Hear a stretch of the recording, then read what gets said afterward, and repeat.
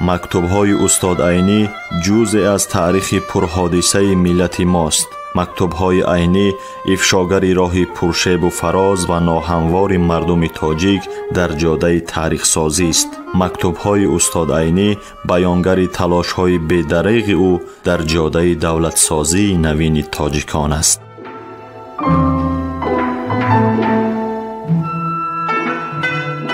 سامیان عزتمند، حالا شما از بخش خوانش ادبی مکتوب‌های استاد عینی را با نویسندگان و اندیشمندان همزمانش با چهره‌های علم و ادب تاجیک در تهیه، تحریر، برگردانی و نشر آن کارمندان اینستیتوت زبان و ادبیات به نام رودکی اکادمی ملی علم‌های تاجیکستان، ادبیات شناس انزورت ملکزاد و گلبهار عثمانова سهم گذارند.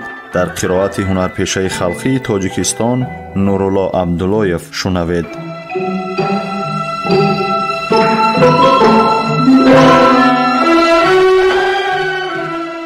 با عبدالسلام دهاتی 16 ماه 8 سال 41 سمرقند. رفیق دهاتی، با این مکتوب به شما دیوی 7 سر نام آچرکی را فرستادم. اگر مناسب باشد سعی کنید که به واسطه محمد جانوف به الفبای نو گذرانده شده به گزیت چاپ شود. از این پیش یک شعر هم چنگیز عصری 20 نام یک مقاله فرستاده بودم. نمیدانم که چاپ شد یا نه، چون که به من گزیت نمی آید. با وجود اینکه 1 ساله آبونم تاجیکستان سرخ از اول ایون باز نیامده است و حال آنکه دائما دیده ایستادن این گزیت به من در کار است.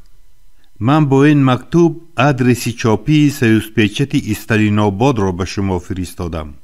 التماس آنکه کوشش کنید سیوسپیچت به من یک نسخگی فرستاده استد. اگر نشود کوشش کنید که خودی اداره فرستد و خرج پاچته‌اش را از حق قلم من نگاه دارد. اگر شعر و مقاله سابق من چاپ شده باشد یک نسخگی یافته فرستادنتان را از خداتان خواهش میکنم.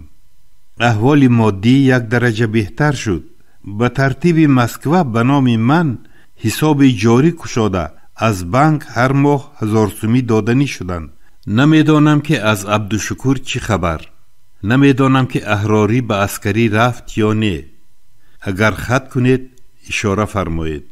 به رفیق نعمت اللهیف ترسنزاده، میرشکر و دیگرها سلام رسیده باد. با سلام رفیقانه عینی.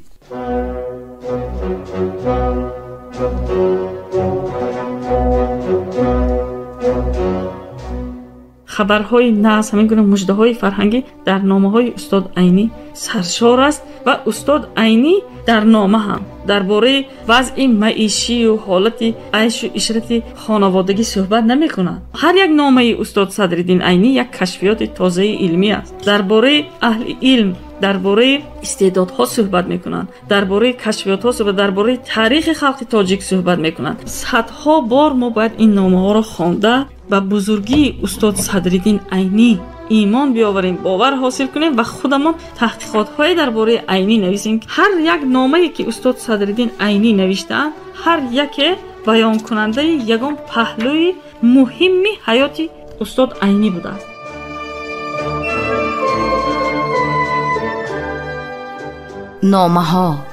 نامه های سرنوشت ساز و تاریخ ساز ملت. نامه های اصالت آفر و آرمانگرای ملی. نامه های خودشناسی و خودآگاهی ملی. نامه های افتخار برانگیز و هویت سازی استاد بزرگ صدرالدین عینی.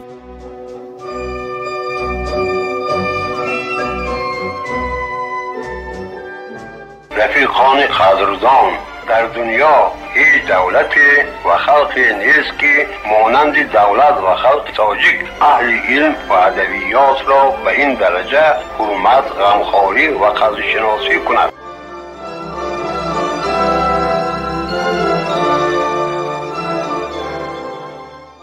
از عبدالسلام دهاتی جواب دهاتی به مکتوب عینی 17 ماه 9 سال 41 استالیناباد. استاد محترم، معذور می‌دارید که به مکتوب آخرینتان دیر جواب گردانده ایستادم. سببش را میرشکر نوشته بود. در کمیسریت حربی بودم. به قطار دیگران به شما هم فرستادن گزیت را سوزپیچت من کرده بوده است. من گفتگوی کردم. از سیکه یگان امر گرفتن لازم بوده است که باز فرستاده ایستند. چند وقت باز رفیق غفورов را دیده نمیتوانم. آن کس خالی باشند من بند، من خالی باشم آن کس. اما از روزی رسیدن خط اعتباراً به محرری تاجیکستانی سرخ گپزنان کرده بودم. وی راضی شد که تا حل شدن این مسئله از خود اداره یک نسخگی فرستد. چند شماره اش را از همین جمله شماره های متریالتان برآمدگی هم در پیش نظر خودم پیچانده فرستادم. غیر از این باز هر سری چند از کاتب فرستادن یا نفرستادنش را پرسیده می ایستم. امیدوارم که اکنون می رسیدگی است. عبدالشکور در خود مسکو در کورس حربی خوانده ایستاده است. احراری در همانجا در نشریات به قول خودش تلمات شده گشته است. مقاله ها و شعرهایتان را در وقتش یا کاریکاتور یا بعد ماشینکه به هر حال همه‌شان را خوانده برآمدم. حاضر یک مجموعه ترتیب داده ایستادم که همه این چیزها به آنجا درآورده می شوند. سلامتی و موفقیت کارتان را آرزومندیم. با سلام و احترام، دهاتی.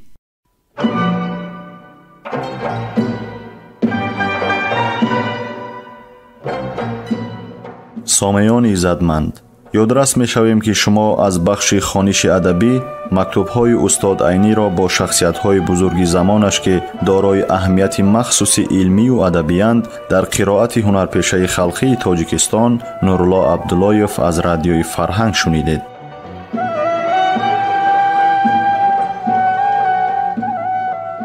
در تهیه و پیشنهاد گفتار سهم گذاشتند صلاح‌الدین نورزاد و لطفیه قربانова. انجام خوانش ادبی شاد و مسرور باشد.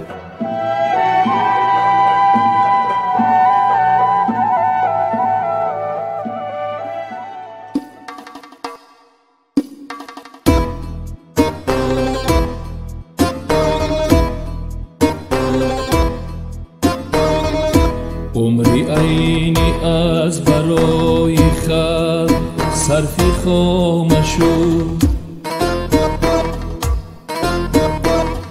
خلقی ما را دفتری عینی شهادت نامشو. عمری عینی از برای خلق صرفی خامشو، خلقی ما را دفتری عینی شهادت